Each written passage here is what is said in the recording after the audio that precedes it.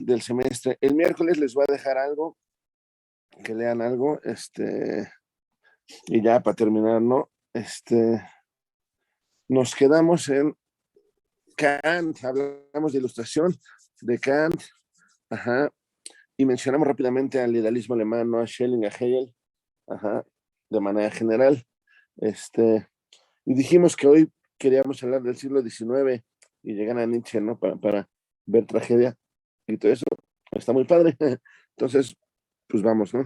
Habíamos quedado que con Kant, bueno, él había, según él, en la crítica de la razón pura, había dicho, bueno, había establecido los límites de la razón, ¿no? Había establecido las estructuras y los límites, dijo Kant, todo aquello que no sea determinado por las estructuras de la razón de manera a priori para determinar toda experiencia, pues, es incognoscible. Ajá.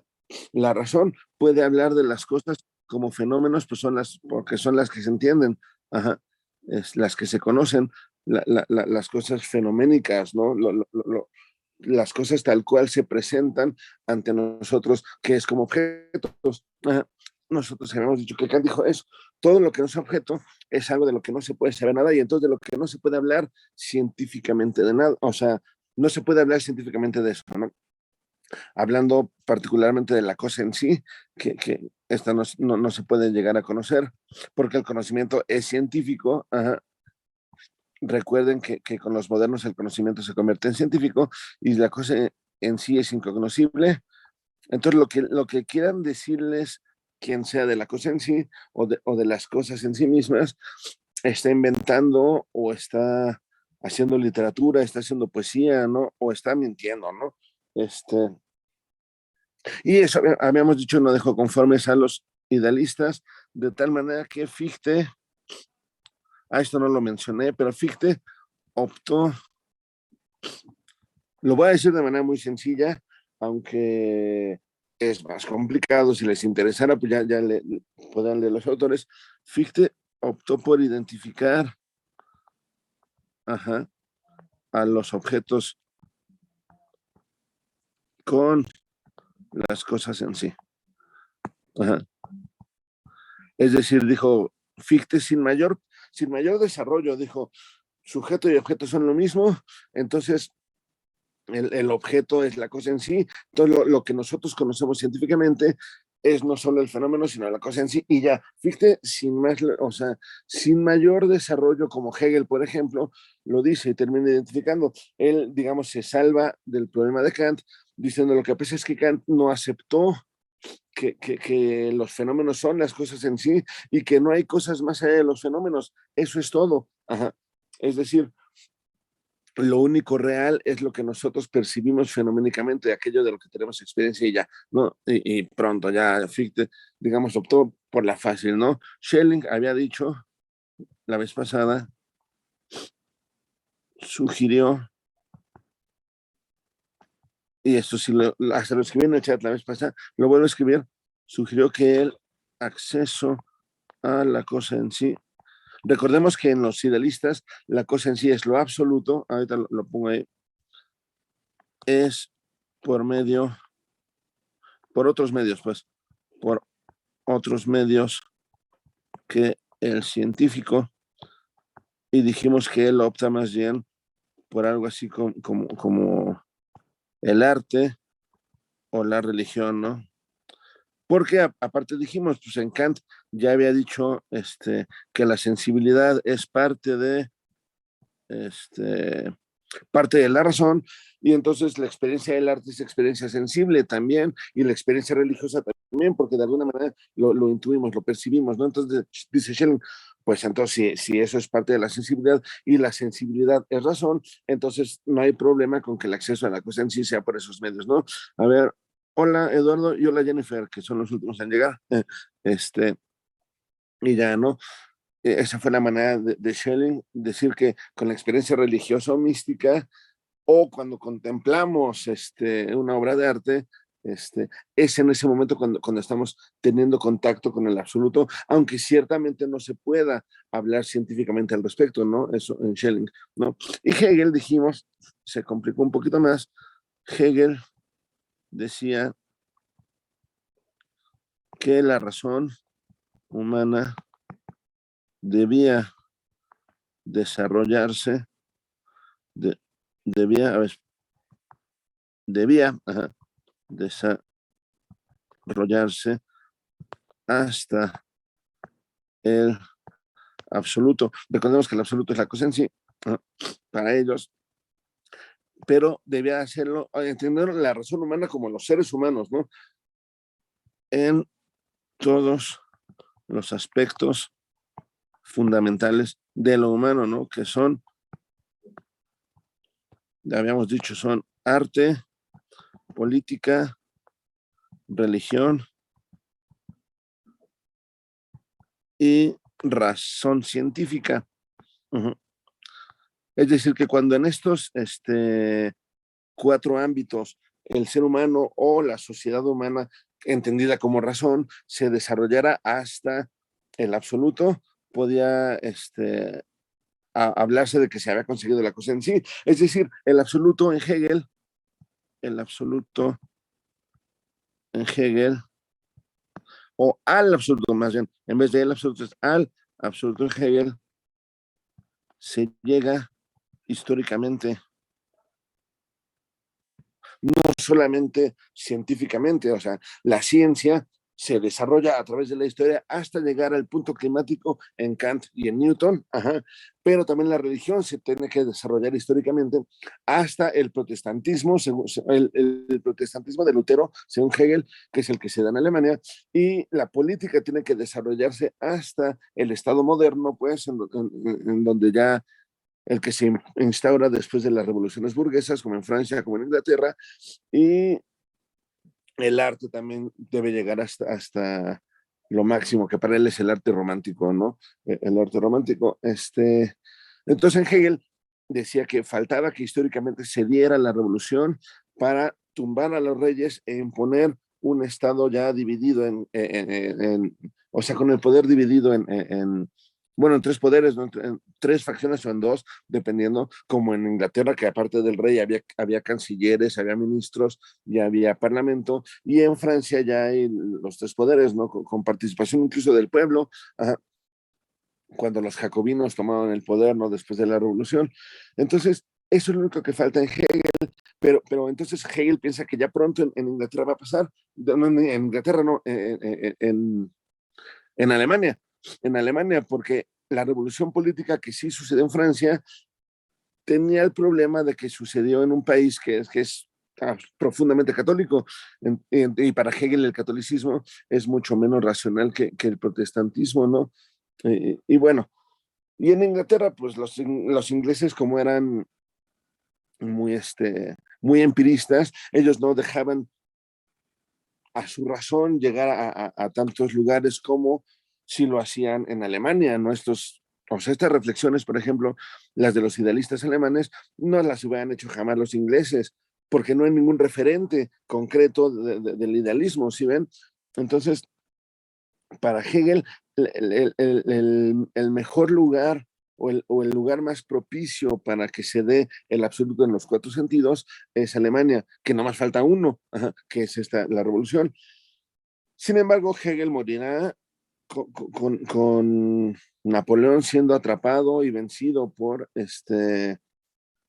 los reyes, o sea, todas las monarquías, saben ustedes, todos los monarcas del antiguo régimen se reunieron para vencer a Napoleón Bonaparte, a principios del siglo XIX, y reinstaurar de alguna manera el estado de cosas. Los Borbones regresaron al poder en Francia, se instauró el absolutismo otra vez, ¿no? El absolutismo, pero incluso el absolutismo ya como más hasta imperialista, ¿no? Porque en el siglo XIX, desde la mitad más o menos, empiezan a expandirse los gobiernos europeos, a colonizar muchísimo, ¿no? O sea, o sea, en el siglo XIX ya se dan las revoluciones en, con respecto al gobierno de España, por ejemplo, en América, pero el gobierno inglés empieza a expandirse en Asia, en África y en todos lados, una vez que ha perdido sus territorios en lo que ahora son los Estados Unidos, ¿no?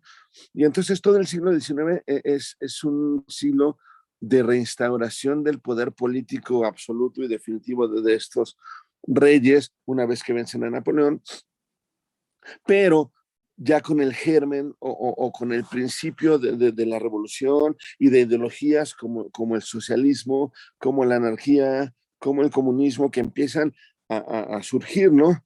Todo esto.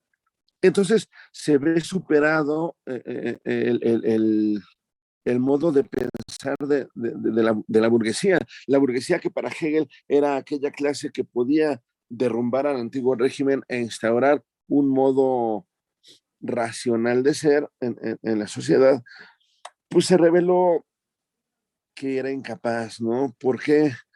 Porque ya en el siglo XIX surge, por ejemplo, Adam Smith en Inglaterra con la riqueza de las naciones, si es, creo que sí, Adam Smith ya propone el nuevo modelo económico que va a privar. Sí, ciertamente se reacomodan las monarquías, pero ya con base o ya con un sistema económico que va a hacer que se les vaya el poder, pues, o sea, sí o sea, por ejemplo, los Borbones se restauran en Francia, pero ya no se puede echar atrás el sistema económico, ¿no? Y entonces se empieza a fortalecer la economía de los países, pero con base en las desigualdades sociales, ¿no? O sea, van surgiendo ya clases sociales basados en la economía, ajá, que eso no sucedía antes, o sea, antes era, si eres aristócrata, si eres amigo del rey, si eres noble, te va bien, y si eres gente del pueblo, pues eres de los oprimidos, ¿no?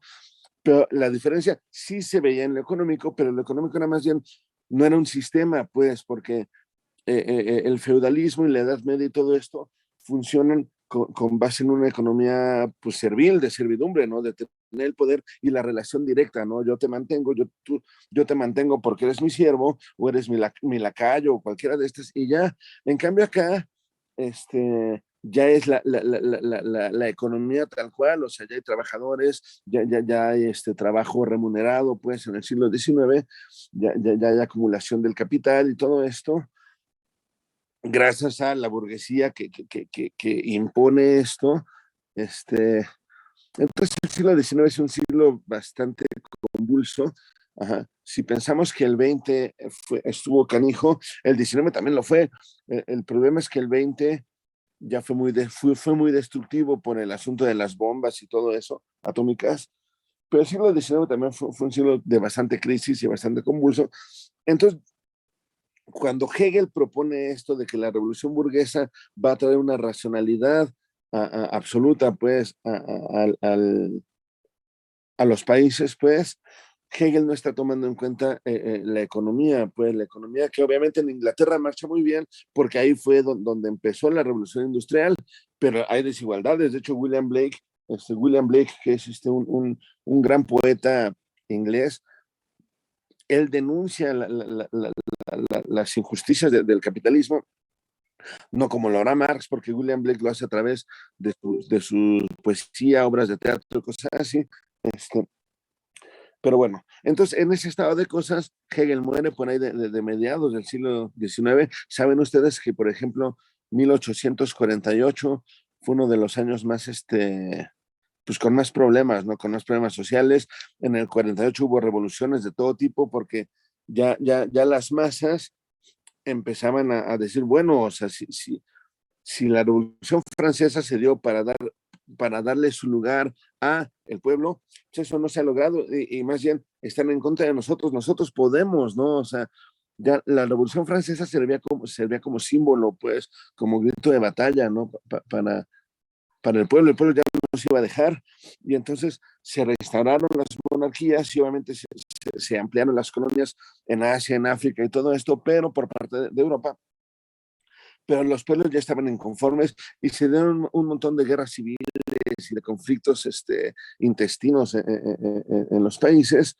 Y en ese entorno, ajá, un joven estudioso llamado Karl y apellidado Marx, que lea Hegel y le fascina Hegel, dice, o sea, Hegel entiende muy bien filosóficamente esto, pero Marx dice, Hegel entendió muy bien todo, o sea, entendió muy bien que más bien que la razón no puede ser estática como piensa Kant, sino que la razón se desarrolla históricamente en estos 4 ámbitos. Eso Marx dice, Hegel lo entendió muy bien. Sin embargo, Hegel se equivocó en una cosa.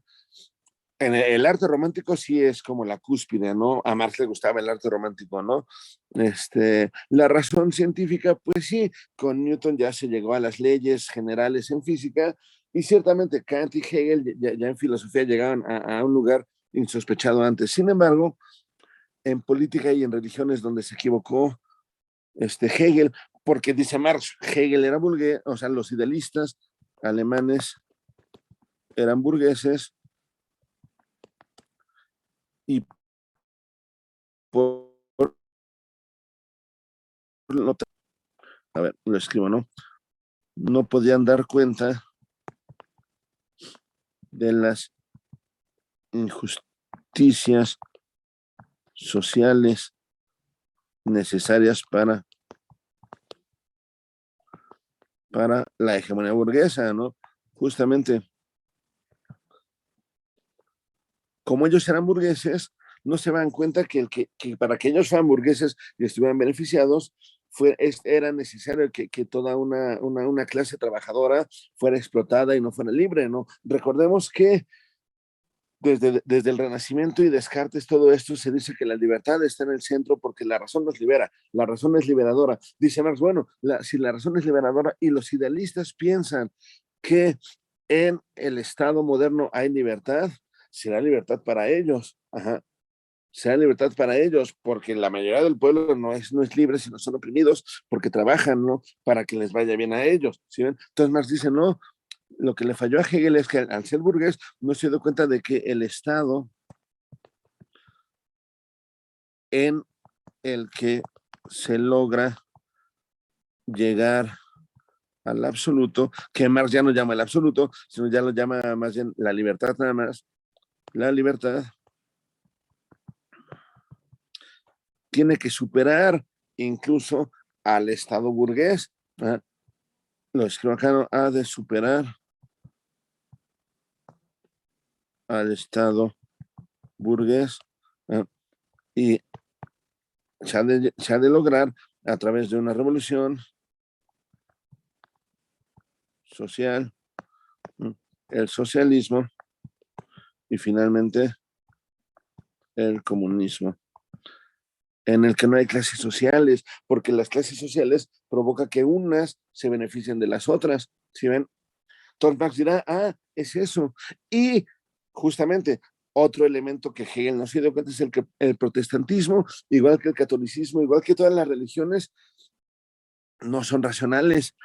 Entonces, si el ámbito religioso es parte de lo humano desde siempre, dice Marx, en ese ámbito de lo humano se llega a la razón con el ateísmo, ¿no? En el ámbito religioso, lo más racional es no ser religioso, sino ser ateo, ¿no? Es el ateísmo, es terminar con ese modo de pensar y de ser dominado, porque dice Marx, la religión no es más que un aparato ideológico del Estado, ya sea del rey, ya sea del emperador, ya sea de la clase burguesa, ya sea de quien sea. Simplemente la religión es el opio del pueblo, dirá Marx, y sirve para dominar, sirve para mantener dormidos a los trabajadores. Entonces lo que se necesita es una toma de conciencia por parte de el trabajador, o sea, el proletariado, dice él, una toma de conciencia de las injusticias que viven y por lo tanto una revolución que tire ese nuevo Estado burgués. El problema de Marx es que en Alemania que vive él todavía no se da la revolución burguesa, ¿sí? Entonces el marxismo se divide en dos. El marxismo como más ortodoxo, bueno, es que no sé cuál es el ortodoxo, pero bueno, por ejemplo, cuando está vivo Marx, todavía hay reyes en Prusia, ¿no? Él también es prusiano, entonces todavía no se ha dado la revolución que ya se dio en Francia, que ya se dio en Inglaterra, que ya se dio en el continente americano. De hecho, la revolución es mexicana, argentina, peruana, etcétera, y la de las 13 colonias son síntoma de eso. En Alemania no se ha dado. Entonces, cierta ala del marxismo piensa que en Alemania y en países como Rusia, por ejemplo, en Rusia, en donde también el que gobierna es el zar, ahí tampoco hay revolución burguesa, el que gobierna es el zar. De hecho, el zar ruso se sigue sintiendo emperador, ¿cómo se llamaba? Emperador,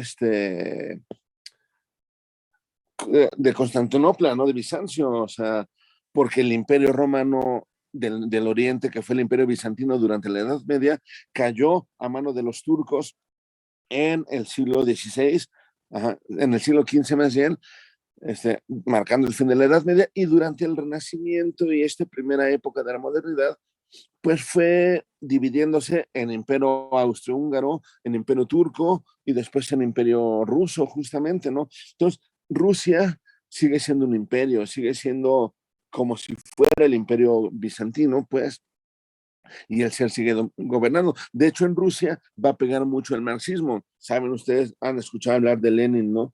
De Lenin, de Stalin, de Trotsky, todos ellos beben mucho del marxismo, para esta revolución social. Y de hecho, la revolución rusa que se da a principios del siglo XX, durante la Primera Guerra Mundial, de hecho también la rusa se da después de eso, o sea, Rusia sale de la Primera Guerra Mundial por la revolución que se da en su propio país, se da con dos propuestas, que son dos interpretaciones del marxismo. Una que dicen, bueno, es que Marx dice tiene que haber revolución burguesa para después se instaure un gobierno burgués con las clases sociales tal cual se dan en Europa Occidental, y después ya se puede hacer la revolución proletaria. Es decir, tiene que pasarse antes al dominio de la burguesía para que pueda haber la toma de conciencia proletaria y llegar al comunismo. En cambio, otros dicen, no, no, no, como en Rusia, igual que en Alemania en su momento, en tiempos de Marx, todavía no hay revolución burguesa, es necesario hacer la revolución de una vez hacia el comunismo, o sea, saltarse el dominio burgués. Son interpretaciones del marxismo, pero bueno, el chiste es que Marx decía, lo natural es que haya revolución burguesa y después haya revolución proletaria, lo cual en, en, en, este, en Alemania todavía va a tardar mucho tiempo, porque Marx, no sé bien en qué año muere, pero ya sea con Marx muerto o con Marx muy viejo, es que se da la revolución burguesa cuando Otto von Bismarck le declara la guerra a Napoleón III, no sé si saben, en 1870. Pero bueno, entonces Marx es una de las grandes críticas a Hegel.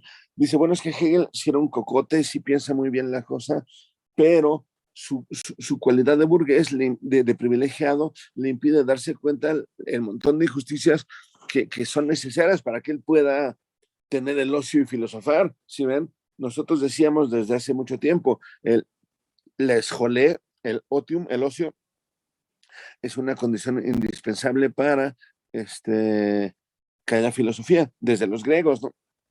Entonces, para que haya una clase ociosa que pueda filosofar, es necesario que no tengan que trabajar, es decir, que tengan servidumbre de alguna manera todavía. O sea, si ven, incluso en este nuevo estado de cosas, que ya es, digamos, más moderno y todo el asunto, sigue habiendo opresión y sigue habiendo unas clases que se benefician del trabajo de las otras. Ajá. Entonces dice Marx, no, eso se tiene que acabar. Entonces hay que pensarle más, o sea, hay que pensar, sí, como Hegel pensó, porque Hegel pensó todo muy bien, él ya no pensó a la razón de manera estática como Kant, sino Hegel ya la pensó desarrollándose históricamente, o sea, que la filosofía tiene que referirse a lo concreto. Sin embargo, dice Marx, sí, pero hay que referirse a lo concreto a partir de la experiencia de lo concreto. Los burgueses nunca van a poder darle al clavo de la verdad del desarrollo social o del desarrollo de las sociedades si no han estado hasta abajo, si no son de la clase oprimida. porque la clase oprimida ya experimenta el extremo de todo esto, ¿no? Las condiciones de vida paupérrimas, y entonces ya empiezan a haber grandes críticos a Hegel, ¿no? También, por ejemplo, este, Kierkegaard sugiere que el hecho de que Hegel renuncie a la experiencia, por ejemplo, que decía Schelling, ¿no? La del arte o la religiosa, como no parte de la verdad. O sea, porque Hegel incluye al arte y a la religión como parte del desarrollo del absoluto, pero no con una experiencia como la dice Hegel. ¿Sí ven? No como la dice Schelling. Schelling decía que esa experiencia mística o esa experiencia de lo sublime en el arte, en donde no sabemos ni expresar con palabras lo que sentimos, esa es la experiencia del absoluto, decía Schelling. Hegel dice, eso no. Lo que pasa es que el arte y la religión tienen que convertirse en tan racionales que uno pueda explicarlos en términos científicos. ¿Sí ven? O sea, Hegel incorpora al arte y a la religión en su comprensión del absoluto y de la razón del espíritu absoluto, pero racionalizándolos, no dejándolos en la experiencia mística o embriagadora, diría Nietzsche, de Schelling. Y eso Kierkegaard se lo va a criticar a Hegel, dirá, es que si sacas las experiencias de ese tipo, limitas lo humano muchísimo. Y ya cuando dices todo lo racional es real y todo lo real es racional, como dice Hegel, entonces dices que todo eso, las experiencias que no se pueden expresar con palabras, no son parte de lo humano. Y eso a Kierkegaard le va a chocar, porque Kierkegaard es una persona muy religiosa y que le encanta el arte. O sea, de hecho, Kierkegaard, él es cristiano, de hecho, él es el padre del existencialismo, Kierkegaard, porque él habla de que la existencia, incluso la religiosa, ¿no?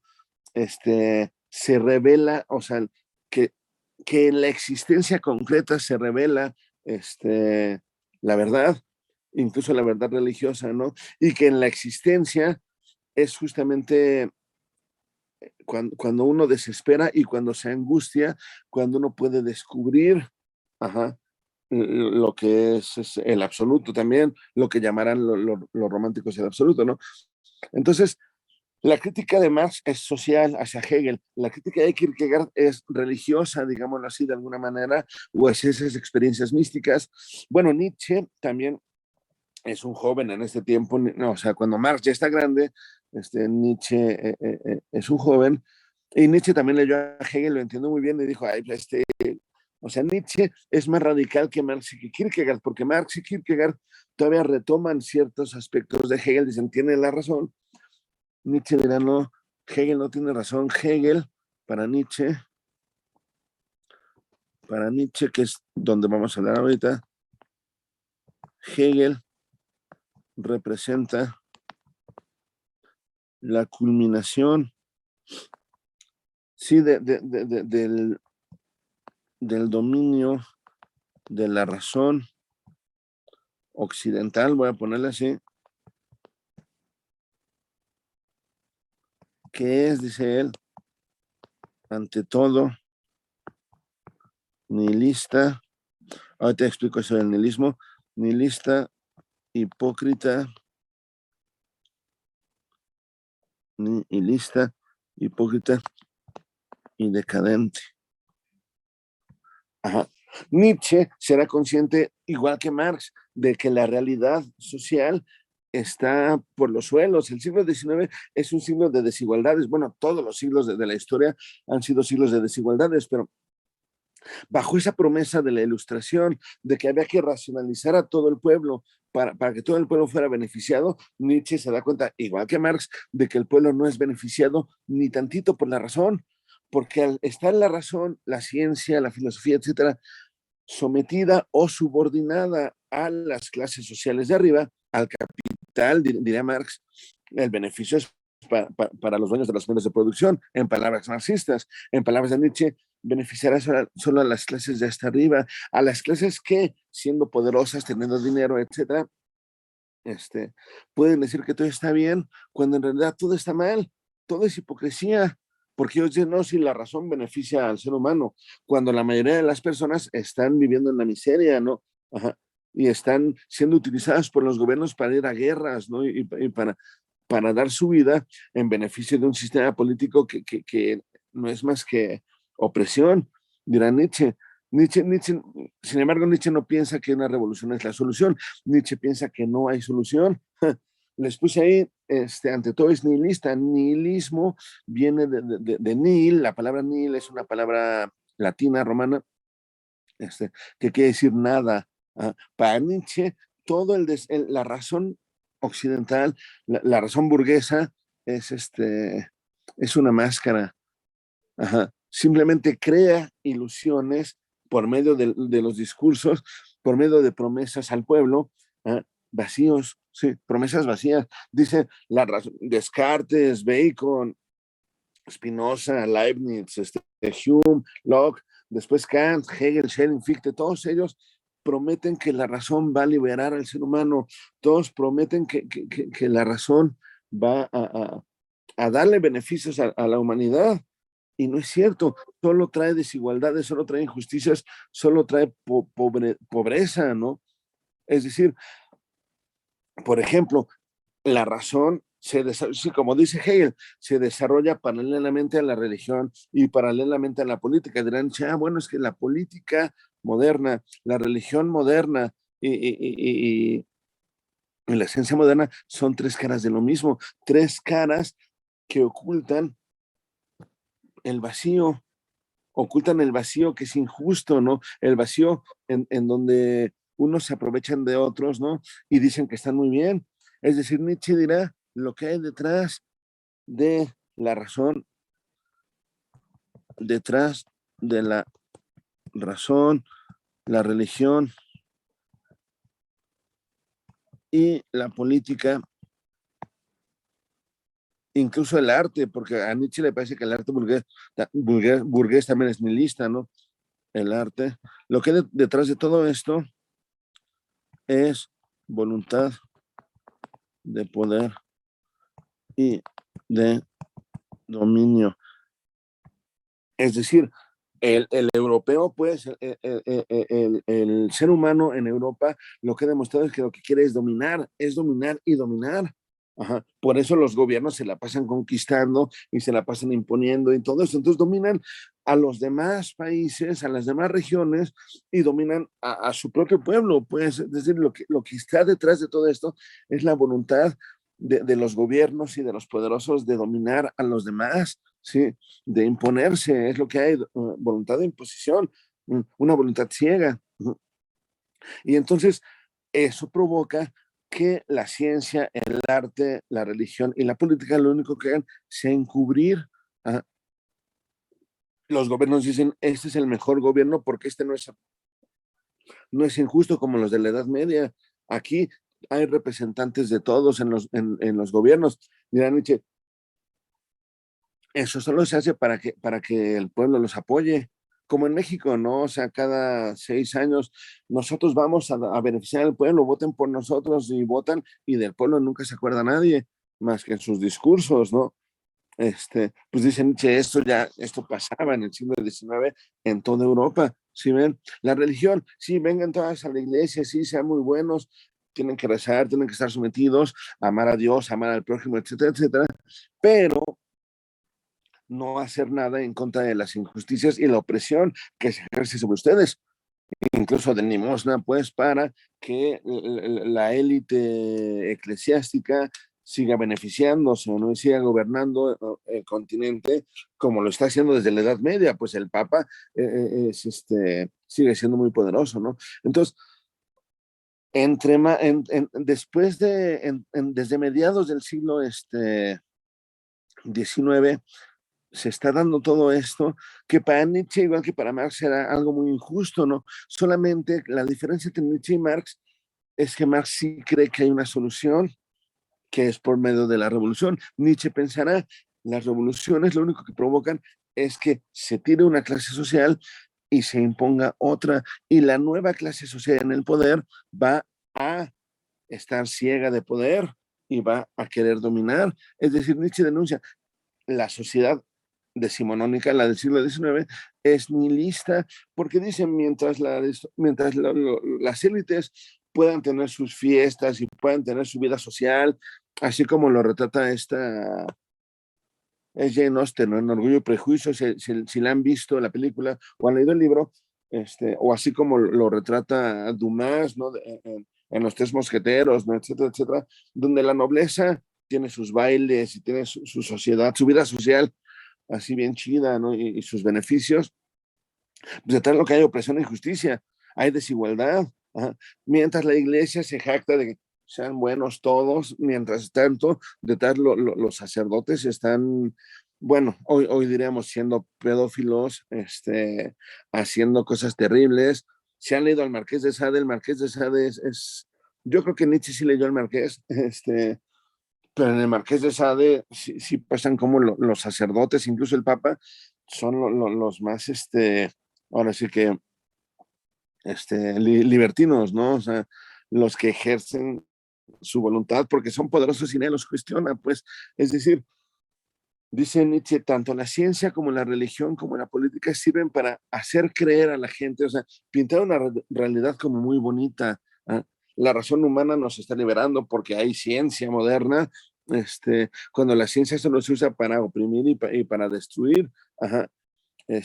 Hoy diríamos incluso el desarrollo de la ciencia moderna es lo que ha llevado al mundo a los problemas actuales, pues al cambio climático y todo esto, al COVID, pues, porque el COVID, igual que muchas otras enfermedades, son solo posibles en una situación de calentamiento global terrible, ¿no? Nietzsche diría, bueno, es que estas consecuencias, más bien, esta realidad que estamos viviendo, y él está viviendo desde 1870, pues, o sea, hace 150 años, se debe a que nunca se desenmascaró a la razón humana, que en términos políticos, religiosos y científicos y el artístico también sirve para adornar, pues, dirá Nietzsche, el arte no muestra o no representa la realidad como es, simplemente está sometido a la burguesía y entonces los artistas, tanto músicos como literatos, como todos,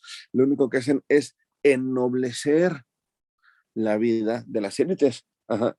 Nosotros, en términos nuestros, el cine de Hollywood, lo único que hace con la gente es querer vivir como las estrellas de Hollywood. Si ven, eso es hacer una crítica muy nietzscheana al cine hollywoodense, ¿no? O sea, lo único que hacen es que la gente que no vive así crea que vivir así está bien, y así cuando vemos a los ricos y poderosos que nada más abusan y se imponen sobre nosotros lo celebramos y decimos, ay, dame tu autógrafo, ¿sí ven? Eso sería en términos nietzscheanos, ¿no? O sea, el arte está completamente sometido porque siempre retrata a la burguesía como la aspiración de todo aquel que no es burgués. Y por lo tanto se genera la competencia en donde uno se destrozan a otros con tal de llegar antes a la meta, pues a la riqueza. Entonces Nietzsche dirá, todo es hipocresía, sí. La razón la Hegel nos prometía el reino de la libertad. ¿Cuál libertad? El propio Marx lo está denunciando. Marx promete el reino de la libertad va a lograrse con la revolución socialista y el comunismo. Bueno, Nietzsche no vivió esto, pero la Unión Soviética es la realización del comunismo y tampoco fue como tan bonito que digamos, ¿no? O sea, entonces Nietzsche dirá, no, es que lo que el siglo XIX está mostrando es como el nihilismo occidental, porque, ojo, él habla de Occidente, es en Europa en donde sucede esto, está llevando al mundo, a la sociedad, a las injusticias, a la miseria. Ajá.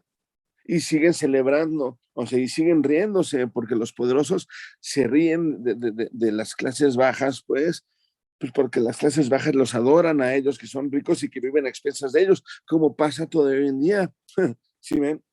Como pasa todavía hoy en día que la gente celebra al presidente, y no digo AMLO, digo, puede ser AMLO, puede ser a Peña, puede ser a Calderón o a Fox, a quien sea, la gente los celebra y los ven y dicen, ay, ahí están los presidentes, qué chido, ¿no? O sea, ¿sí ven? O como celebran a los ricos, ¿no? viendo esto de Shark Tank, no todos quieren ser como Elías Ayub o como el otro, bueno, como todos los riquillos que están ahí, simplemente viviendo a expensas de las clases bajas, diríase, en términos marxistas y nietzscheanos.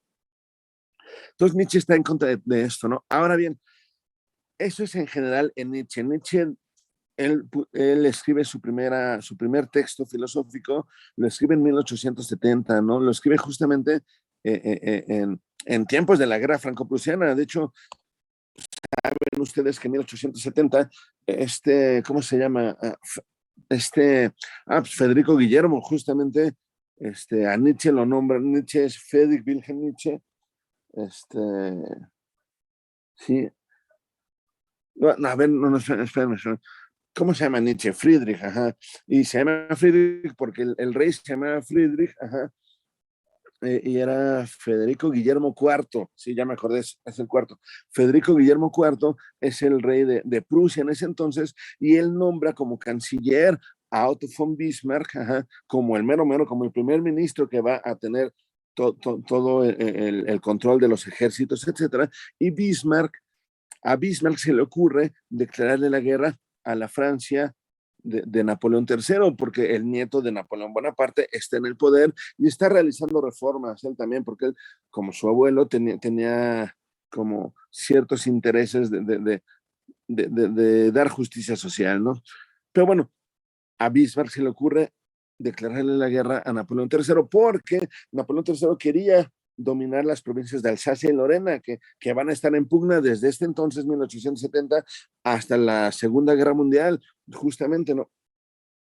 Y se le ocurre declararle la guerra, pero Bismarck, bien inteligente, les dice a todos los reinos germánicos, que había muchos, no había muchos reinos pequeños, les dije, ¿no? El reino de Sajonia, el reino de Bavaria, el reino de Austria, todos estos reinos, les dice Bismarck, hay que unirnos en torno a Prusia, para poder vencer a los franceses, que lo que quieren es dominarnos, lo que quieren es llegar a territorio germánico, ¿no? Entonces se crea la Confederación Pangermánica en contra de la Francia de Napoleón III en la guerra franco-prusiana. Esta Confederación Pangermánica, que logra vencer a Francia en la guerra en 1871, se convertirá en la nación alemana al mando de Bismarck y de Federico Guillermo, no, del sucesor de Federico Guillermo, de Guillermo I. Ajá.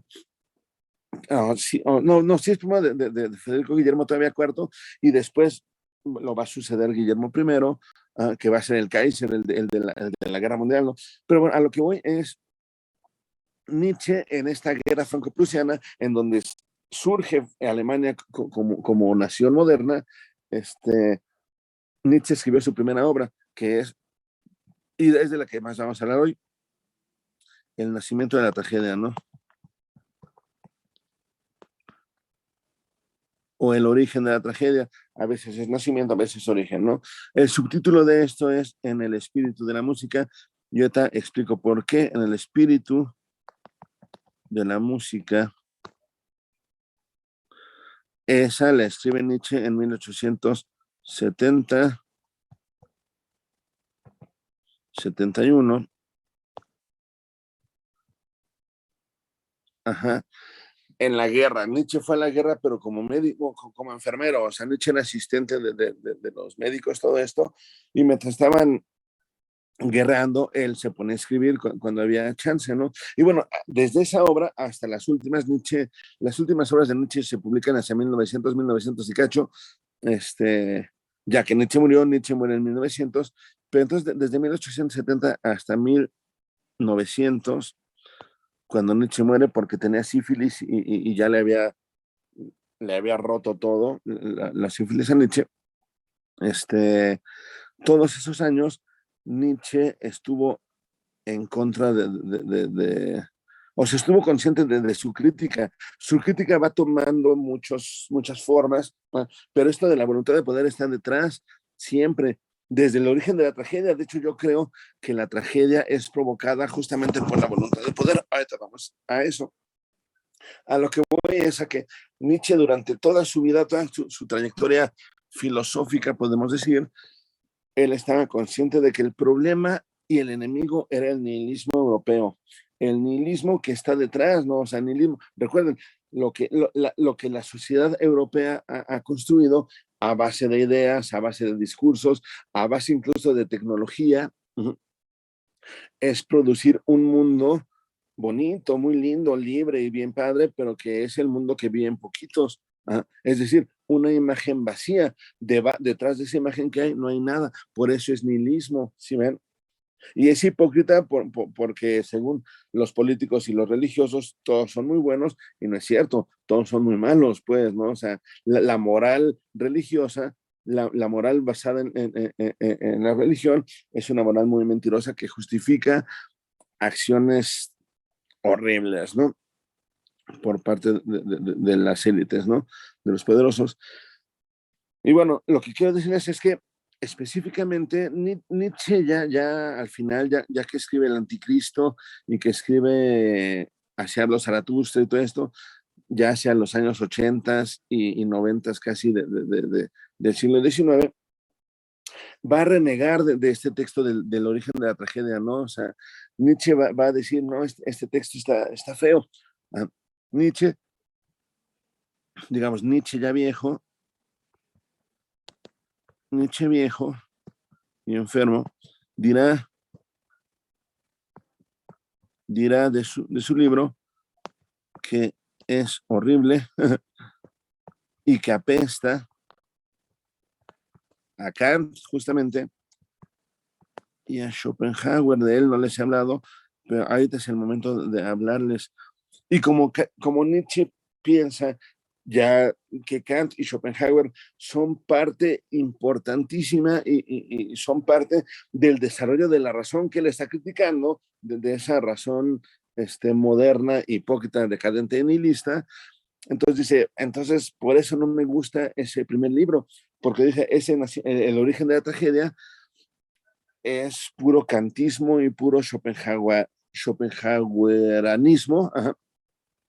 Está feo. Schopenhauer, vamos tantito para que entendamos por qué Nietzsche se enoja después. Schopenhauer es contemporáneo de Hegel, ajá, de Fichte y de Schelling. De hecho, los conocía y le caían muy mal. Schopenhauer, a ver, ¿dónde está? Ajá. Es kantiano. Schopenhauer parte de que sí, el mundo se divide. El mundo está dividido, como bien dice Kant, está dividido en mundo fenoménico, que él llamará representación, porque los fenómenos son representaciones de las cosas en sí. Representación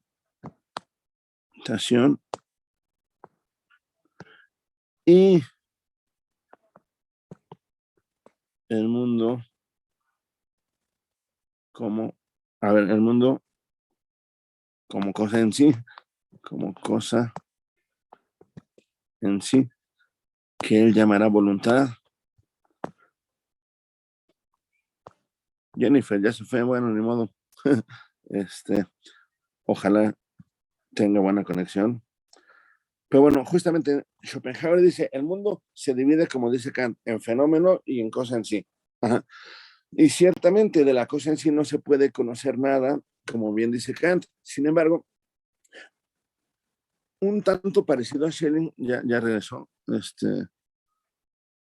un tanto parecido a Schelling, aunque Schopenhauer se enojaba, con Schelling también dirá, no, lo que pasa es que la ciencia puede conocer perfectamente mediante la razón al mundo como fenómeno. Eso está claro. Sin embargo, Schopenhauer, igual que los idealistas, no acepta que Kant renuncie al acceso a la cosa en sí. Y Schopenhauer dirá, lo que pasa es que la cosa en sí no es otra cosa que voluntad. Voluntad, así como la voluntad humana, ¿no? Si nosotros tenemos voluntad, dirá Schopenhauer, el ser humano tiene razón y tiene voluntad. Para Kant, la voluntad debe estar sometida a la razón. Es decir, si la razón me dice qué tengo que hacer o cómo son las cosas. En cambio, la voluntad me dice qué quiero hacer o cómo quiero que sean las cosas. ¿Sí ven? La voluntad es querer. La voluntad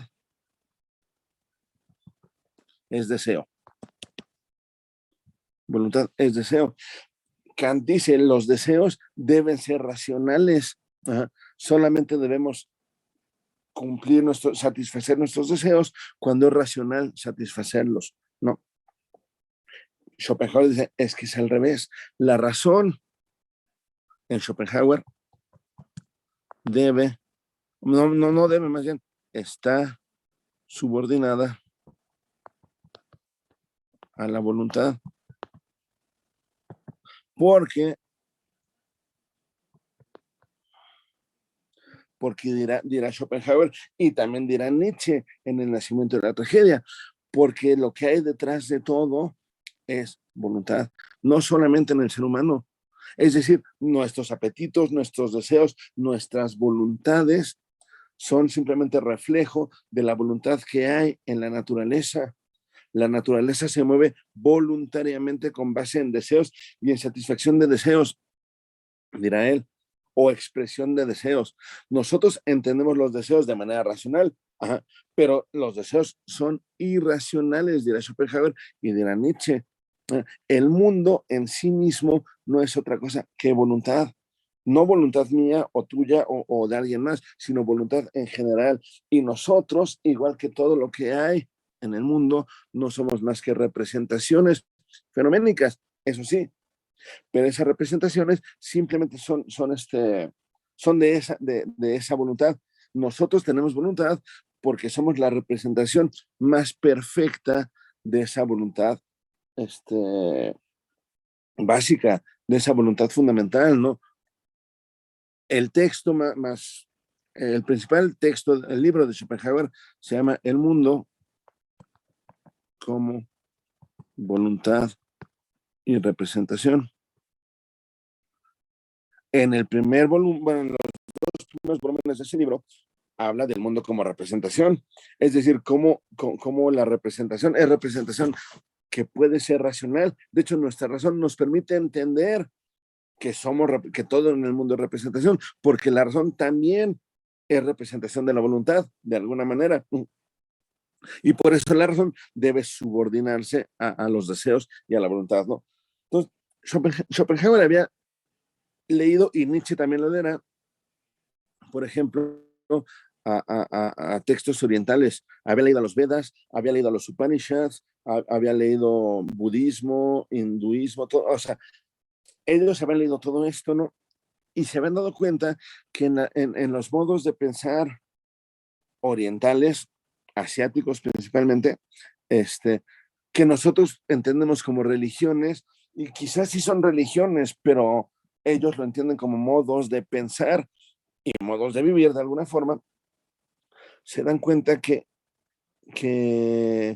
el deseo es fundamental. Por ejemplo, uno de los grandes principios de los Upanishads y del budismo mismo es que el deseo es lo que está detrás de todo, ¿no? Y el deseo provoca sufrimiento, ¿no? Esa es una de las creencias del budismo y de religiones orientales, ¿no? Este mundo es sufrimiento, este mundo es dolor, pues es sufrimiento y es dolor porque desea, y desear es estar insatisfechos. Solamente aquel que está insatisfecho desea, ¿sí ven? Yo deseo ahorita un trago de agua porque no tengo. Sin embargo, lo agarro y aquí sí tengo, ya lo estoy teniendo, ¿no? Ya no deseo un trago de agua. Y deseo un trago de agua cuando no lo tengo es sufrimiento. Es, por ejemplo, si alguien de ustedes desea X cosa, sufren por no tenerla. O sea, pues quisiera tener tal cosa y no lo tengo. Chale, voy a hacer todo lo posible por conseguirlo. Bueno, mientras lo hago, yo estoy sufriendo porque no lo tengo.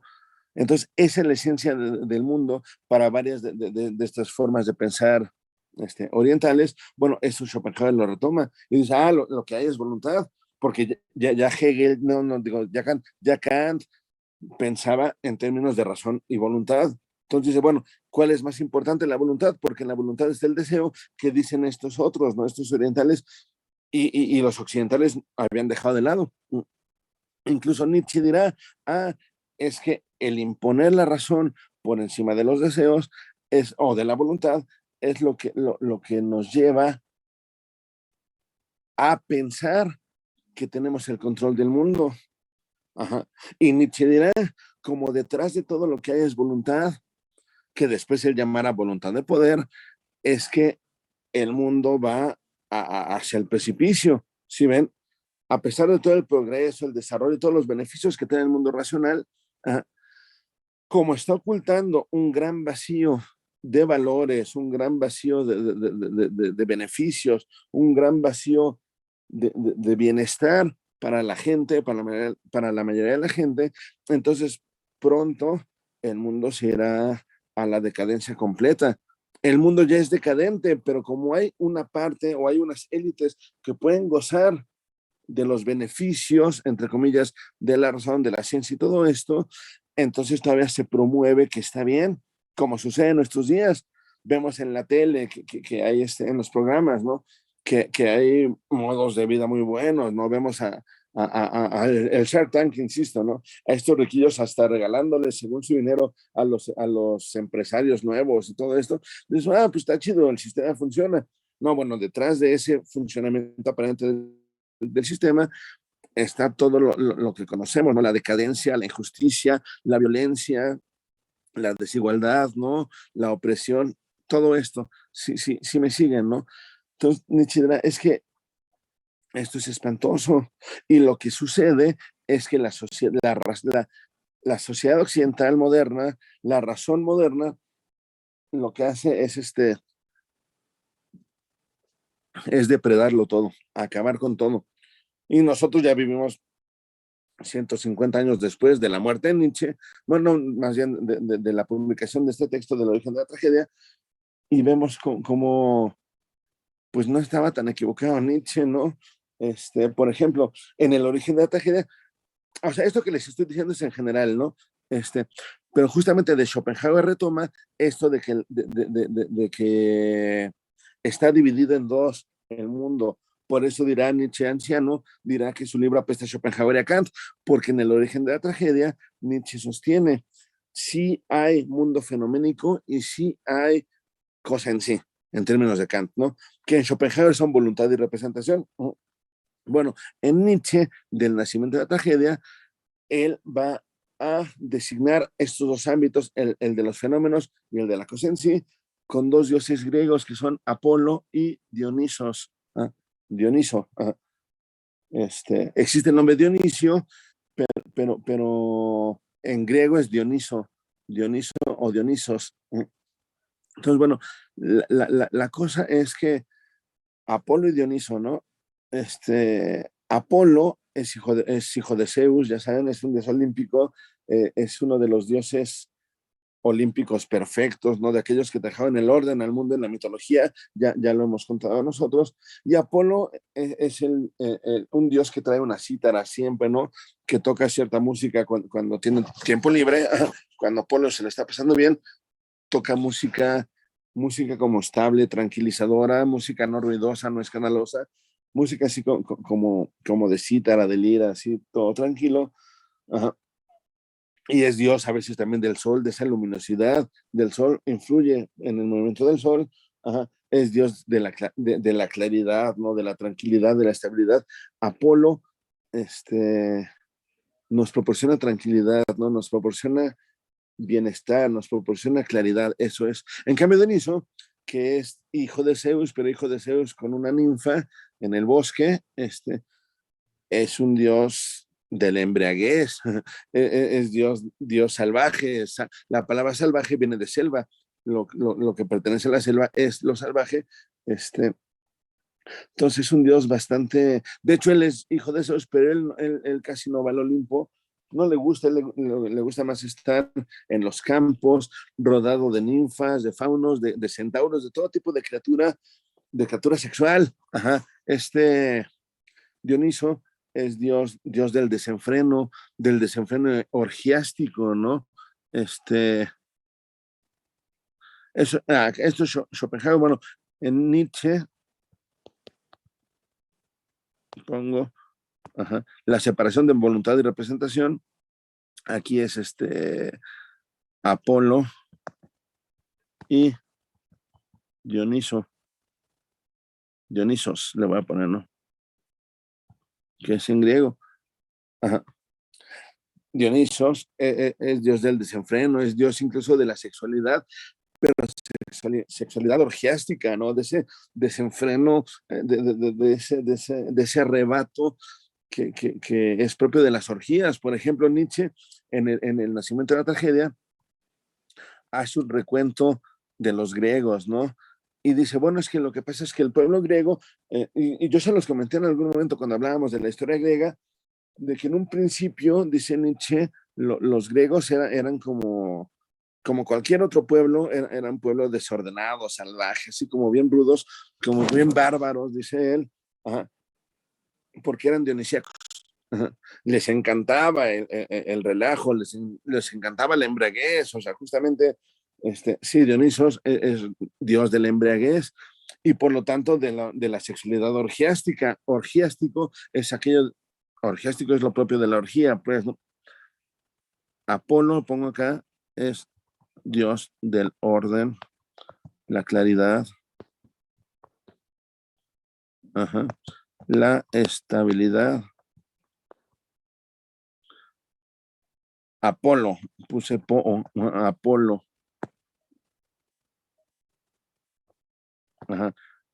No, ahí está, Apolo. Y en cambio, Dioniso es dios del desenfreno.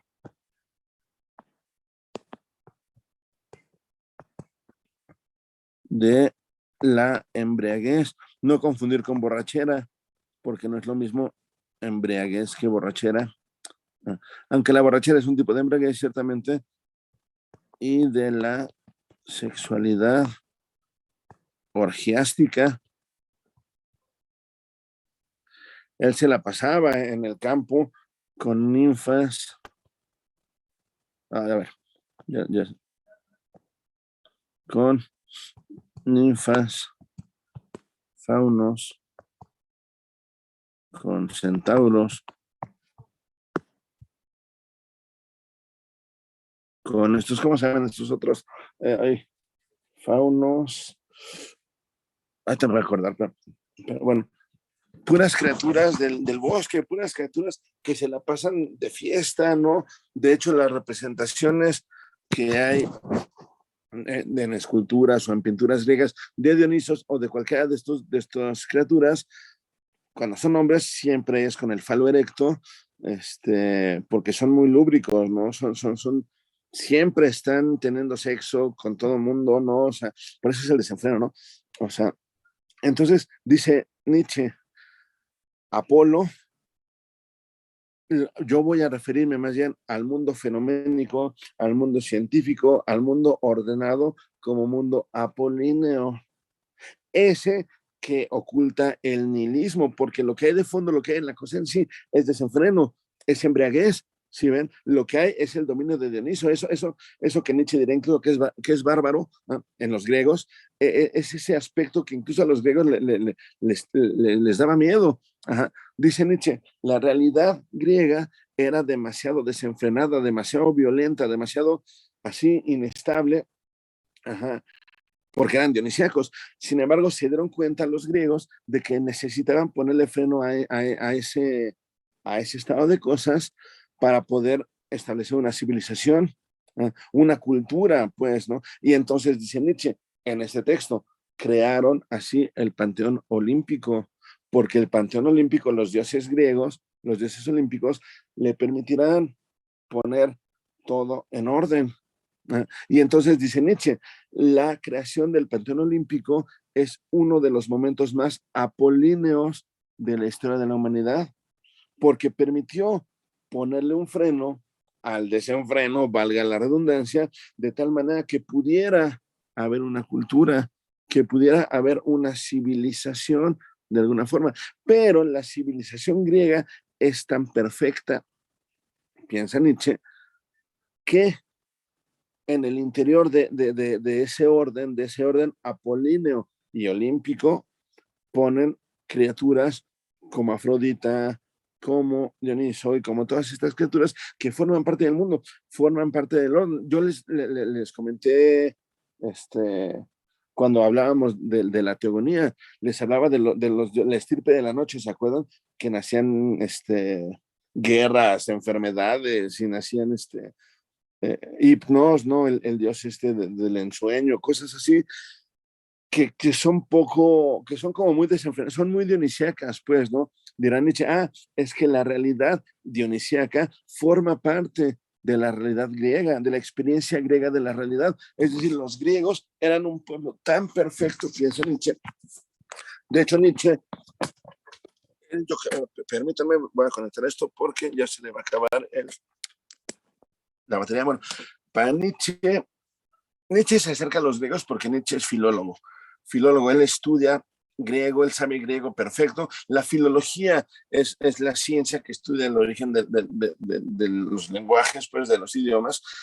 Y bueno, Nietzsche era filólogo, por eso se hizo experto en Grecia, y comparando la civilización del siglo XIX en Europa con la civilización griega, se da cuenta de todo lo vacío, del nihilismo y la hipocresía, porque Nietzsche dice, la ideología de Europa moderna, es decir, todo está ordenado, todo está perfecto, ocultarnos la realidad, cuando los griegos no ocultaban la realidad del desenfreno, no ocultaban la realidad de la embriaguez, no, la incluyen en el orden olímpico y le dan su lugar y su momento. Nietzsche dice, en la época clásica, y un poco antes también, bueno, sí, en la época siglo 7, 6, 5, bueno, desde el 8 más o menos, ya que se ha impuesto, ya que se le ha dado forma a la religión olímpica, pues los griegos crean el teatro,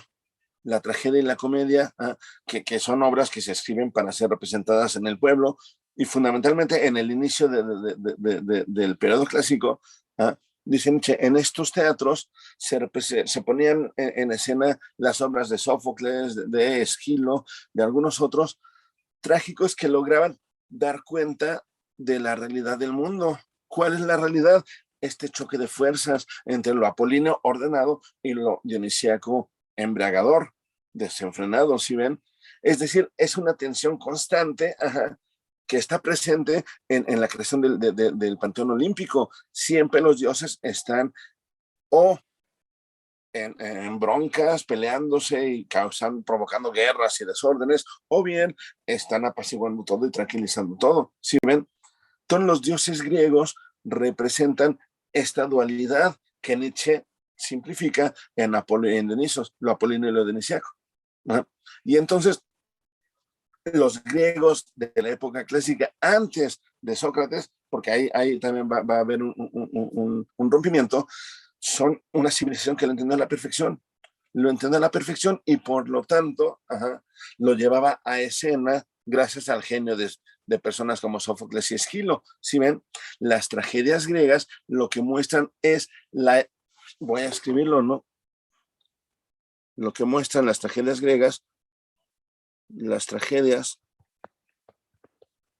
de Sófocles y de Esquilo, por lo menos, representan, porque eso es el arte, representación, representan la realidad del mundo y de la vida. ¿Qué es tragedia? Tragedia es la imposibilidad de evitar la fatalidad voluntariamente. Es decir, la voluntad humana está sometida a la voluntad total de la que hablaba Schopenhauer. Y la voluntad total es una voluntad trágica, ¿eh? Porque está en oposición de dionisíaca y apolínea. Lo apolíneo busca ordenar y poner freno a la embriaguez íncita y propia de esa voluntad natural. ¿Sí ven?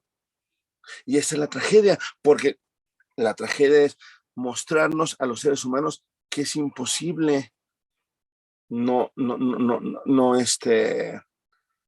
es imposible escapar al destino fatal. Por ejemplo, es imposible que Aquiles no muera yendo a Troya. Recuerden, Tetis le lloró en las rodillas a Zeus porque dijo, oye, es que si mi hijo va a la guerra de Troya se va a morir. Pues ni modo, no puedes evitar la muerte de tu hijo y él no puede evitar su destino heroico, que es ir a Troya. Entonces, para cumplir su destino heroico, tiene que morir. Esa es la tragedia de Aquiles. Esa, bueno, esa está en la Ilíada. Eso, Homero lo veía. Aquí, Sófocles, por ejemplo, escribe, creo que Sófocles, bueno, no sé de quién es, Edipo Rey. ¿De qué trata Edipo? ¿Alguien sabe de qué trata Edipo?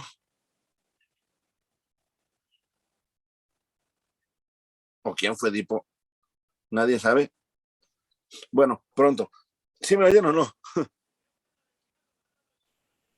Sí, sí, se escucha. Ok, gracias.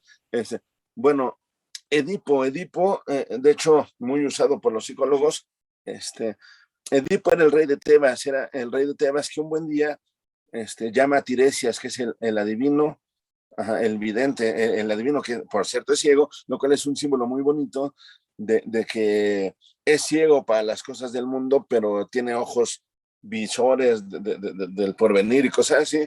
Es una imagen muy padre.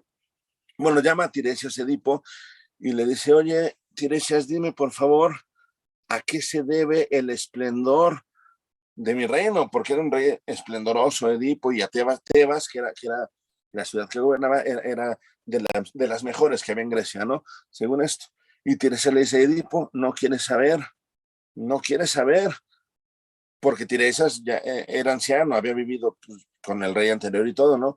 Y Edipo le dice, no, dime, este, ¿en qué descansa el éxito de mi reino? Edipo creyó que le iba a decir, en tu grandeza, rey, porque tú eres el mejor. Y Tiresias le dijo, bueno, ya que insistes, te voy a decir, pero tú debías no conocer, no saber eso. Y le dice, bueno, el éxito de Tebas, el éxito de tu reino, se debe al incesto y al asesinato del rey, por tu parte. Y Edipo se queda así, no dice qué, y ya Tiresias le cuenta. Lo que pasa, bueno, le cuentan la tragedia en Sófocles. Lo que pasa es que el rey anterior, Layo, Layo y Yocasta, eran los reyes de Tebas, Layo y Yocasta, un día tuvo un hijo, este, tuvieron un hijo y le preguntaban a Tiresias, el adivino, ¿cuál va a ser el destino de nuestro hijo? Y Tiresias dijo, ay, bueno, es que el destino de este hijo tuyo va a ser gobernar Tebas, pero matándote a ti, su padre, y fornicando con ella, su madre. ¿Ah? Eso va a ser lo que va a suceder, ni modo.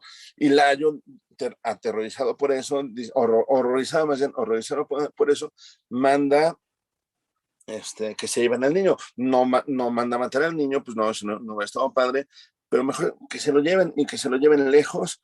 Y pues, si lo matan, pues está chido, ¿no? Desháganse de él. Yo no voy a matarlo, pero ustedes llévenselo. Y si lo matan, pues ya está, ¿no? Y dijo, no, mejor llevarlo lejos para que no se vaya a cumplir que me mate y todo esto, ¿no?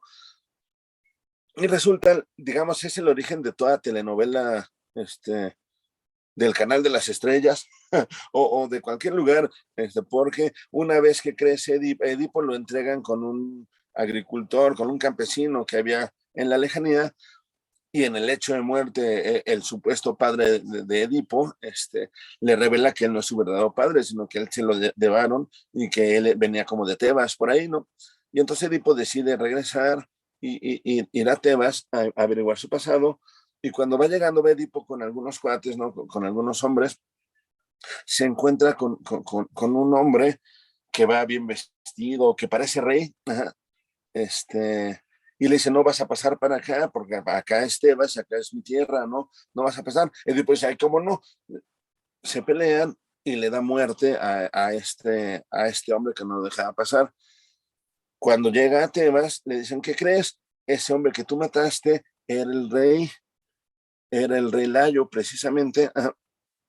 Y entonces, como tú lo mataste, te corresponde todo lo que era de él, entonces te corresponde a ti reinar en Tebas y te corresponde a la esposa, porque así era, ¿no? Entonces, ahora va a ser tu esposa, Yocasta, ¿no? Y Edipo se convierte en rey de Tebas. Es decir, el destino, por más de que se quiso evitar, se llevó a cabo, porque Layo era aquel que, no reconociendo a su hijo, no quiso dejarlo pasar, y al no querer dejarlo pasarlo, pues lo mató, como decía el destino, ¿no? Y al matarlo, pues Yocasta pasa a ser, o sea, esposa de Edipo, y pues, obviamente tiene que compartir el hecho con él, y entonces fornica con su madre tal cual. El destino que predijo Tiresias desde el principio se consumó. Y entonces Tiresias le cuenta esto a Edipo, y Edipo no soporta cuando se entera de que el bienestar de Tebas, porque él había sido un buen rey, descansaba en el incesto con Yocasta y en el asesinato del rey Layo, en el parricidio por parte de este señor, no lo soporta. Edipo se saca los ojos, es la tragedia. O sea, ahí Edipo lo que ve es que es imposible cambiar el destino. Si ven, esa es la tragedia. Se saca los ojos y se retira. Se va de ahí, deja Tebas, y Tebas cae en un periodo como de cierta inestabilidad. Otro ejemplo de tragedia, Prometeo encadenado. Prometeo sabe que si se roba el fuego y lo cacha Zeus, lo van a castigar, pero él sabe que tiene que beneficiar a los hombres porque él y su hermano la cagaron, pues, ¿no? Entonces él sabe que es su deber proteger al ser humano con el fuego, pero también sabe que eso le va a traer a él el sufrimiento eterno. Ya saben, se lo descubrió, lo castigó, lo ató a la piedra con el águila devorándole las entrañas, ¿no? Es decir, eso es otra tragedia, ese sí es de Esquilo. Y así hay muchas tragedias griegas en donde dice Nietzsche, se muestra con un escenario y unos personajes apolíneos, porque son ordenados, o sea, la trama está escrita, pues, es decir, con obras apolíneas claras que nos permiten distinguir una cosa de otra, nos van presentando una situación que llega a un punto en que la acción y el canto del coro, porque en las tragedias griegas había coros cantando las partes, digamos, más tensas, en un momento dado que el espectador ya esté embriagado, sin necesidad de consumir nada, esté embriagado porque esté involucrado, como cuando ustedes están viendo una película o leyendo un libro o algo bien emocionante, o escuchando una pieza musical en un concierto, por ejemplo. Llega un momento en que nos llena, ¿no? O sea, la emoción es tal, dice Nietzsche, que se desborda, ajá, y ese momento es el momento de la embriaguez dionisiaca. Dice Nietzsche, al teatro griego, donde se presentaba de forma apolínea clara todas las escenas, las acciones, etcétera, llega un momento en el desarrollo climático en donde Tiresias le dice a Edipo, tú mataste a tu padre, tú fornicaste con tu madre, y se saca los ojos. Bueno, en esa parte, el pueblo griego que estaba contemplando la obra se desborda, se da la catarsis, la liberación, pues, dice Nietzsche, en donde se da cuenta el pueblo griego que todo es uno. Y entonces, dice Nietzsche, pues cuando pasaba esto en las tragedias, en los teatros públicos, pues los griegos sacaban las sustancias, el vino, se embriagaban muchísimo, se arrancaba la fiestota, pues, ¿no? Y se fundía el pueblo con el pueblo mismo, ¿no? Se daba una como orgía entre todos los participantes del pueblo, en donde la emoción era tal que dice Nietzsche, casi a la letra dice, Dionisos se apoderaba del lugar, expulsaba a Apolo del sitio y ya. Y se daba un momento completamente dionisíaco. De hecho, las dionisíacas eran festividades donde acababa siempre en orgía, casi como fiesta de cesacheros, ¿no? Me han dicho, yo no sé, pero sí, o sea, con una embriaguez tremenda y con una orgía siempre, en donde se daban cuenta de que todos eran uno, de que todos son lo mismo, pues, y en ese sentido de la realidad dionisíaca, que es sufrimiento. ¿Por qué? Porque eso lo hacen porque no están fundidos siempre. Si la embriaguez nos muestra que no siempre estamos en contacto con eso, no siempre estamos en ese clímax, pues, en ese clímax que incluso es doloroso. Bataille, Georges Bataille, un francés que leyó a Nietzsche y le gustó mucho, que de hecho también influyó mucho en el psicoanálisis, Bataille piensa que el mayor momento de embriaguez que uno puede experimentar es el orgasmo, ¿no? En una relación sexual. Y ese orgasmo, ese momento, es un momento de ceguera. Es un momento en donde Bataille dice incluso nos acercamos a la muerte porque es un momento pues placenterísimo y dolorosísimo, ¿no? O sea, mezclado así. Y esa es la realidad dionisíaca, ¿no? La realidad de la contradicción propia del ser humano y del mundo natural, pues, de esa violencia, dice Nietzsche.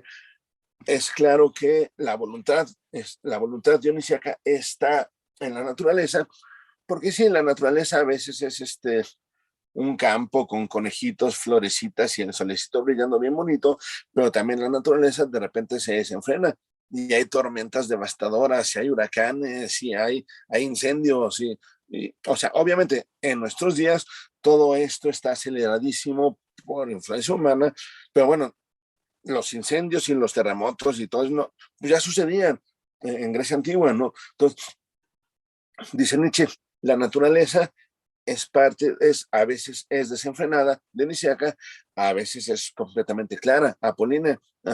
Por eso, como Schopenhauer, la voluntad humana no es esa voluntad que es origen de todo, ¿ven? Pero sí está emparentada, ¿sí ven? Es voluntad trágica porque no podemos evitar la destrucción.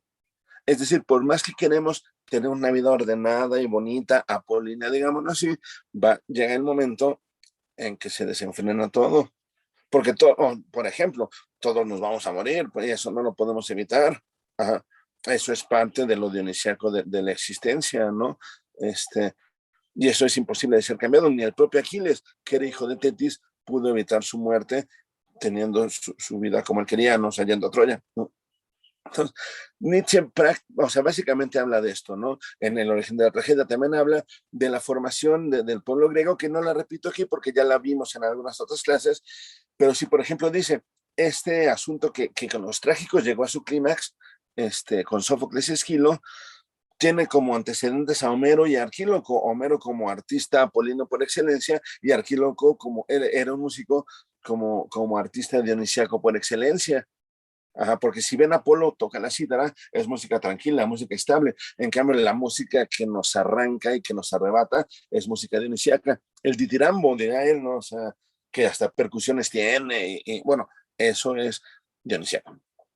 Ahora bien, cuenta Nietzsche en el origen de la tragedia, cuenta que eso pasó en el siglo V, llegó a su máximo la obra, o sea, digamos, la poesía trágica de Sófocles y Esquilo llegó a un grado de perfección tal, dice él, que en las representaciones se vivía tal cual Apolo y Dionisos, ¿no? Y la ley, digo, la tensión, la contradicción.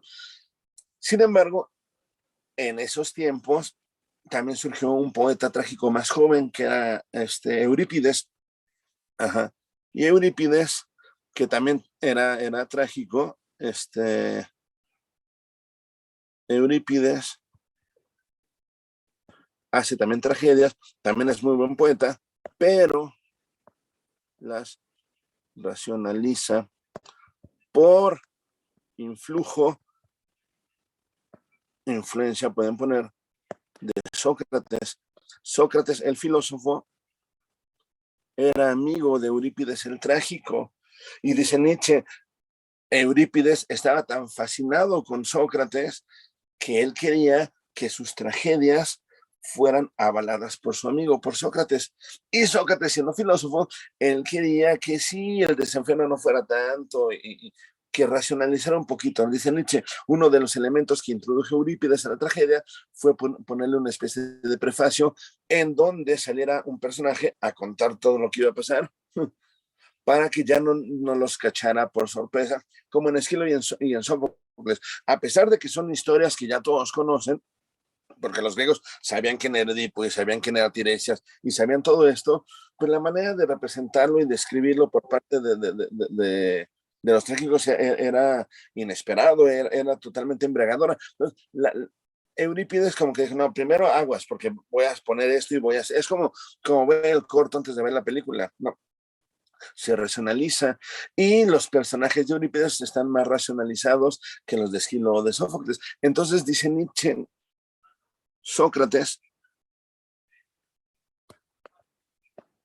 es el asesino de la tragedia,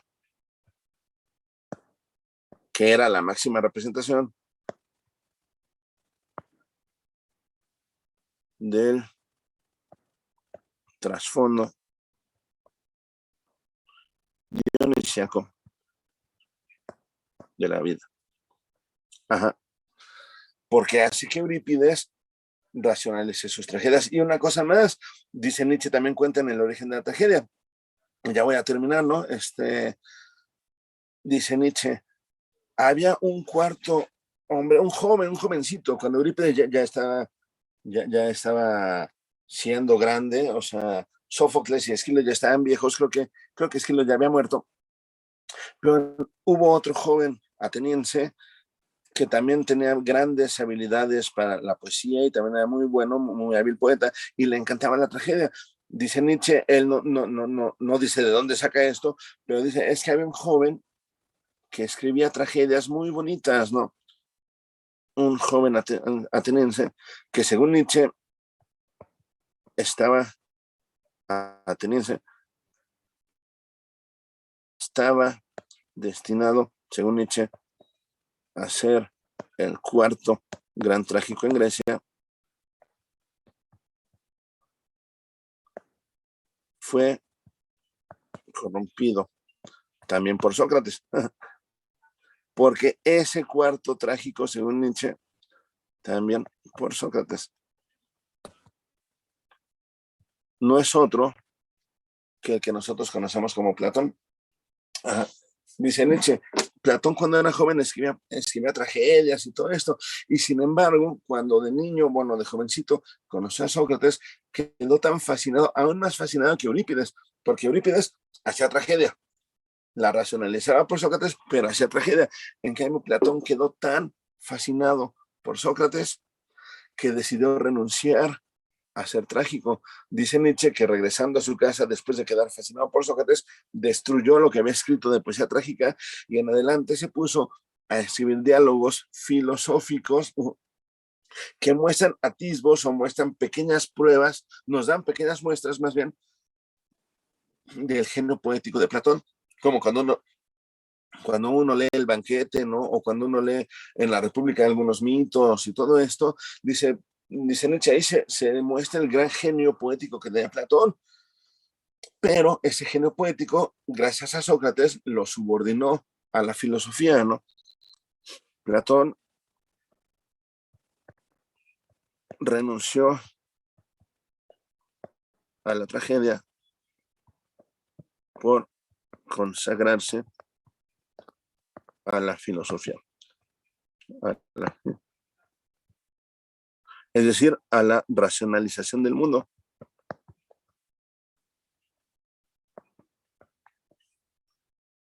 Que en el siglo XIX termina con una sociedad hipócrita, nihilista y decadente. ¿Sí ven? Sócrates es el responsable, dirá Nietzsche, de todo esto, de todo lo que él critica.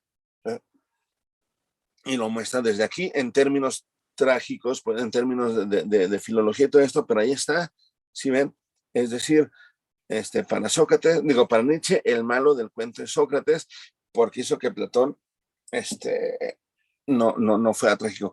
Y bueno, hasta ahí Nietzsche. Y ahora termino yo, para terminar las clases.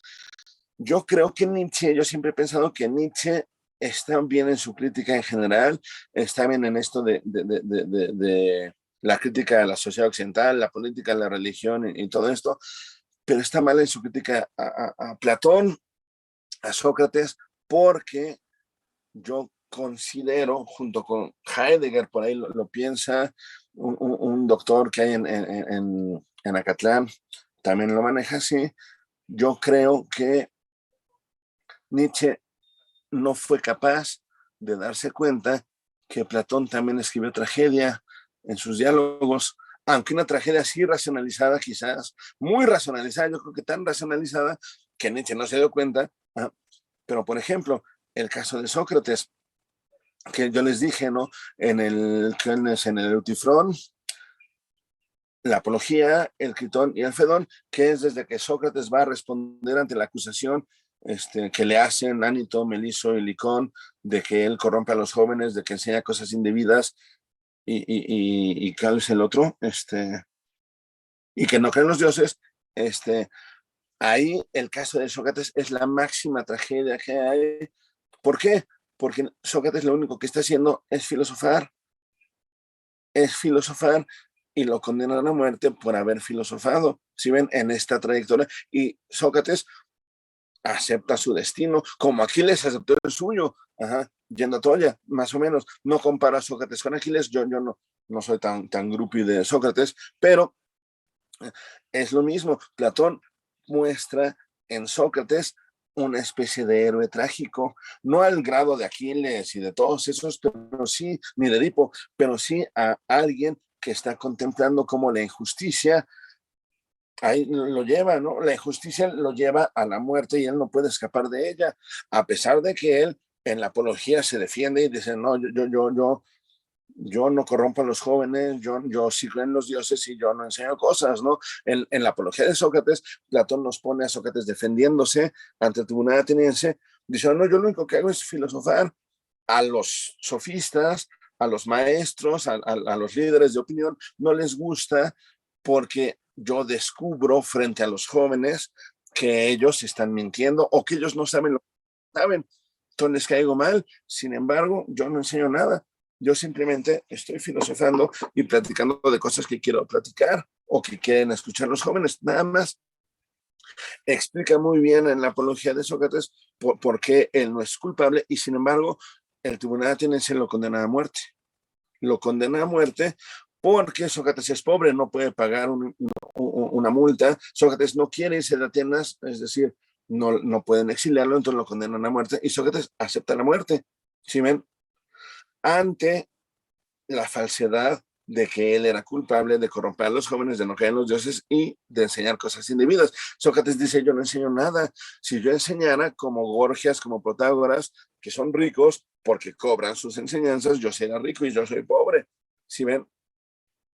Entonces, Sócrates es una representación filosófica de la tragedia, de la tragedia humana en Platón. Es decir, Platón fue tan hábil que logró hacer una tragedia con el caso de Sócrates, que Nietzsche o no entendió, o entendió y dijo, no me gusta, es demasiado racional. ¿Sí ven? Pero yo creo que Platón es tan hábil que incluso a la fecha la gente sigue pensando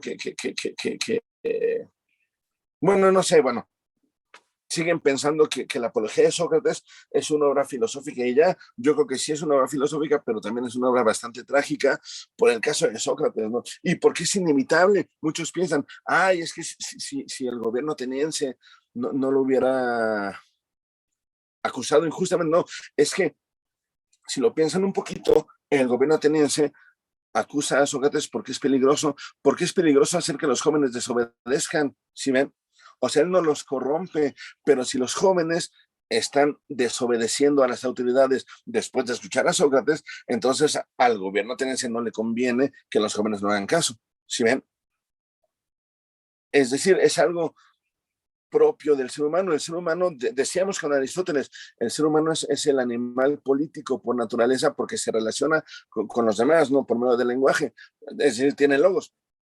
Es decir, el ser humano necesita vivir en una sociedad y sin embargo también dijimos, el ser humano por naturaleza desea conocer, es filósofo, y la filosofía es la que pone en peligro a la sociedad en el caso de Atenas y yo creo que en el caso en general, ¿no? Por lo tanto, la sociedad debe o bien erradicar la filosofía matando a Sócrates o bien limitando su, su modo de trabajo, o sea, limitando las reflexiones que puede hacer, es decir, haciendo los profes de la UNAM o de cualquier otra institución. Si ven, a la filosofía, la sociedad necesita ponerle un freno, porque quizás querer saber qué son las cosas más allá de los límites permitidos, pues quizás nos logra descubrir, pues esto, ¿no? La tragedia implícita en la vida humana y la imposibilidad de evitar las desgracias o la fatalidad voluntariamente, que es lo que dicen los trágicos, ¿no?